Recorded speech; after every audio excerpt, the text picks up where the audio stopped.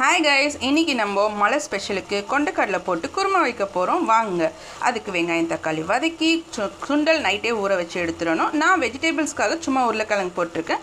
வெங்காயம் தக்காளி பச்சை மிளகா போட்டு சுண்டல் போட்டு நல்லா வதக்கி அதுக்கப்புறம் மிளகாத்தூள் ஆட் பண்ணி சுண்டல் நல்லா வதங்கின பிறகு இப்போ தேவையான மசாலா ஆட் பண்ணிக்கலாம். ஜஸ்ட் கரம் மசாலா, வீட்டுத்தூள், மஞ்சள் தூள் போட்டிருக்கோம்.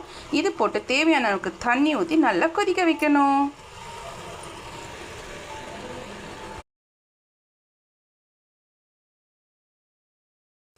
இந்த மாதிரி சுண்டல் நல்லா கொதிச்சு வரும்போது நம்ம அரைச்சி வச்சிருந்த தேங்காய் விழுது இருக்கு இல்லையா, அதையும் இதில் போட்டு கொஞ்சம் நல்லா மிக்ஸ் பண்ணிவிட்டு நம்ம சுண்டல் வேகத்துக்காக கொஞ்சம் குக்கரில் விசில் போட்டு எடுத்தோன்னா சூப்பரான சுண்டல் குழம்பு தயார்.